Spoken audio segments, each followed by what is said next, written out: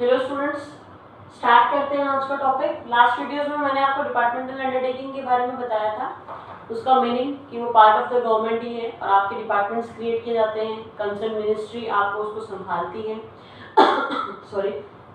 और आपने वो सारी चीज़ें स्टडी करी थी, वहाँ पे आपने उसके फीचर्स, मेरिट्स, डिमेरिट्स सब पढ़ा। अब बात करते हैं यूटिलिटी ऑफ डिपार्टमेंटल अंडरटेकिंग की, कि आपके पास इंपॉर्टेंस क्या है डिपार्टमेंटल अंडरटेकिंग की। देखिए, जब हम बात करें यूटिलिटी की, यानी कि कहाँ पे आपके डिपार्टमेंटल अंडरटेकिंग बहुत ही यूजफुल है, सबसे पहला पॉइंट आता है जहाँ पे कंप्लीट कंट्रोल ऑफ गवर्नमेंट चाहिए, कि प्राइवेट सेक्टर का रोल नहीं है, सिर्फ और सिर्फ गवर्नमेंट कंट्रोल करे। दूसरा, सिक्रेसी मस्ट है। जैसे इंडियन रेलवेज की अगर हम बात करें, डिफेंस इंडस्ट्रीज की अगर हम बात करें, तो जहाँ पे सिक्रेसी मस्ट है कि आपके पास कोई भी आपकी कॉन्फिडेंशियल इंफॉर्मेशन बाहर ना जाए उस पर्टिकुलर ऑर्गेनाइजेशन से, वो मस्ट पार्ट है वहाँ पे। थर्ड, पब्लिक यूटिलिटी सर्विसेज आपको देनी है, यानी गवर्नमेंट क्या करिए, गवर्नमेंट पब्लिक वेलफेयर के लिए काम करे, प्राइवेट सेक्टर का रोल वहाँ पे नहीं होगा। एंड लास्ट है जहाँ पे हैवी इन्वेस्टमेंट की रिक्वायरमेंट है, जैसे इंडियन रेलवेज की अगर हम बात करें तो करोड़ों में अरबों में आपके पास आपकी इन्वेस्टमेंट की रिक्वायरमेंट होती है। प्राइवेट इंडिविजुअल्स या प्राइवेट ऑर्गेनाइजेशंस वो चीज़ें नहीं करेंगे। अभी ठीक है, टाइम चेंज हो रहा है धीरे धीरे, बट अगर हम बात करें पब्लिक यूटिलिटी सर्विसेज के लिए तो वहाँ पे आपको हैवी इन्वेस्टमेंट की ज़रूरत होती है, जो कि आपकी गवर्नमेंट अफोर्ड करती है। तो उस केस में आपको फिर डिपार्टमेंटल अंडरटेकिंग के लिए ही जाना होता है। अब बात करें, नेक्स्ट आपका आता है आपके पब्लिक सेक्टर एंटरप्राइजेस हम पढ़ रहे थे, यहाँ तक फर्स्ट हमारा डिपार्टमेंटल अंडरटेकिंग जो है वो कंप्लीट हुआ। नेक्स्ट जो है हमारे पास वो रहेगा आपका स्टैट्यूटरी और पब्लिक कोऑपरेशन।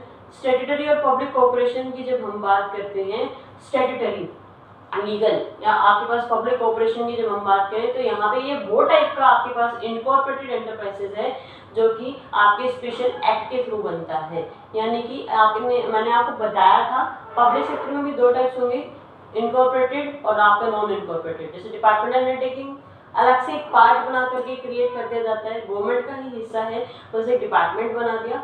बट अगर हम बात करें स्टैट्यूटरी या पब्लिक कोऑपरेशन की, तो आपके पास ये आपका प्रॉपर इनकॉर्पोरेटेड ऑर्गेनाइजेशन है जो कि एक स्पेशल एक्ट के अंडर में आपके बनता है।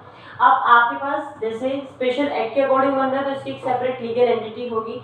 आपके पास ये अपने नाम से किसी को सू कर सकता है, इसके ऊपर भी केस फाइल हो सकता है, अपने नाम से प्रॉपर्टी खरीद भी सकता है, सेल परचेज करना है वो भी हो सकता है। तो इसकी एक अलग से आइडेंटिटी होती है, डिपार्टमेंटल अंडरटेकिंग की नहीं थी, बट पब्लिक कॉर्पोरेशन में इनकी खुद की अलग से आइडेंटिटी होती है।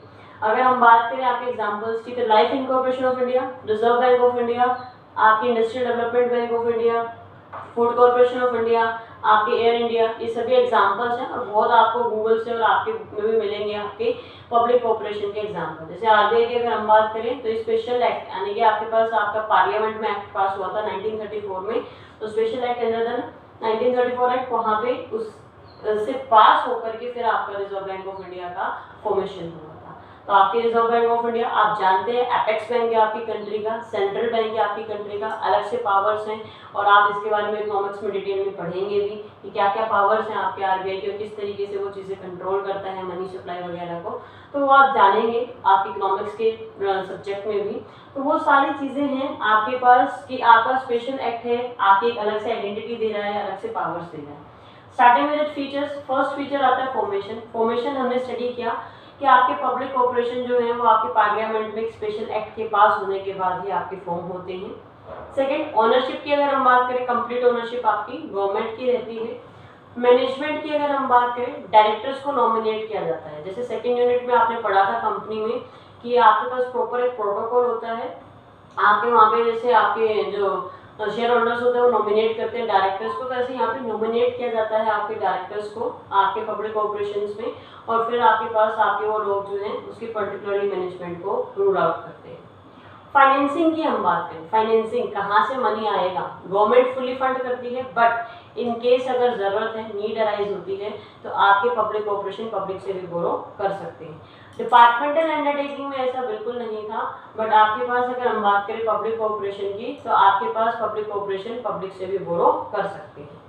नेक्स्ट आता है अपॉइंटमेंट। अलग से आपके स्पेशल एक्ट है, वो स्पेशल एक्ट आपको रूल कर रहा है, तो आपके पास यहाँ पे खुद की अपॉइंटमेंट की आपके पास पावर्स रहेगी, खुद के रूल्स रहते हैं, डायरेक्टर्स उन सारी चीज़ों को आपके ओवरव्यू करेंगे और फिर उसी के अकॉर्डिंग आपके अपॉइंटमेंट्स होंगे आपके एम्प्लॉयज़ की। डिपार्टमेंटल अंडरटेकिंग की तरह बिल्कुल नहीं होता है आपके पब्लिक कॉर्पोरेशन में। डिपार्टमेंटल अंडरटेकिंग में आपके वो गवर्नमेंट के ही एम्प्लॉयज़ कहलाते हैं, बट जब हम बात करते हैं पब्लिक कॉर्पोरेशन में तो इनके खुद के रूल्स हैं जो कि आपके डायरेक्टर्स फ्रेम आउट करेंगे। आपके पास आपके वो एक्ट के अकॉर्डिंग सारी चीज़ें होंगी और एक्ट की प्रोविजंस के अकॉर्डिंग ही आपके अपॉइंटमेंट्स होते हैं। सेपरेट लीगल एंटिटी कहने का मतलब है कि अपने नाम से सेट्स को खरीदना, सेल करना, और आपके पास केस फाइल हो सकता है यहाँ पे इनके ऊपर भी और ये किसी के ऊपर भी कर सकते हैं। जैसे आप आरबीआई को देखते हैं तो आरबीआई के अपने पास अलग से पॉलिसीज है मनी सप्लाई को कंट्रोल करने की। आरबीआई को कोई कंट्रोल नहीं करेगा, आरबीआई सारे बैंकों को कंट्रोल करता है, तो वो आपके पास एक अलग से लीगल आइडेंटिटी है। एंड सेकेंड, एडमिनिस्ट्रेटिव ऑटोनॉमी, यहाँ पॉलिटिकल इंटरफेरेंस नहीं होता है। डिपार्टमेंटल अंडरटेकिंग में इट वाज देयर आपका पॉलिटिकल इंटरफेरेंस, बट यहाँ नहीं है। एक्ट है, स्पेशल एक्ट है, उसी के अकॉर्डिंग आपके सारे प्रोविजंस हैं, उसी के अकॉर्डिंग आपके सारे रूल्स बनते हैं।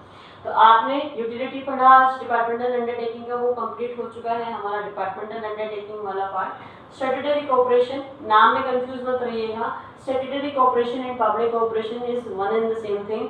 इसमें क्या मीनिंग है, एग्जाम्पल्स आपको बहुत अच्छे से ध्यान रखने हैं।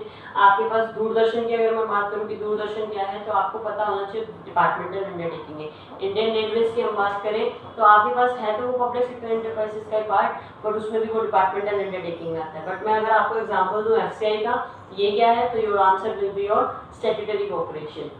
एंड स्टार्टिंग विद फीचर्स, तो फीचर्स में फिर आपको ध्यान रखना है। फाइनेंस में जैसे मैं आपको पूछूं कि आपके पास कहाँ पे बिल्कुल बैन होता है पब्लिक से बोरो करने के ऊपर, तो आपका सीधा सीधा आंसर होगा कि आपके डिपार्टमेंटल अंडरटेकिंग के केस में। But in case of public corporation आपके पास यहाँ इनके पास ऑप्शन होता है that they can borrow from public. तो और सेपरेट लीगल एंटिटी है, स्पेशल पावर्स हैं, सारे एक्ट्स के अकॉर्डिंग आपके प्रोविजंस यहाँ पे डिफाइन होते हैं, वो सारी चीज़ें आपको यहाँ ध्यान रखना है। एडमिनिस्ट्रेटिव ऑटोनॉमी डिपार्टमेंटल अंडरटेकिंग में नहीं है, बट यहाँ है। तो आज के लिए हम यहाँ तक रखते हैं, बाकी टॉपिक हम करेंगे फर्दर वीडियोस में। Till then stay home, stay safe, thank you.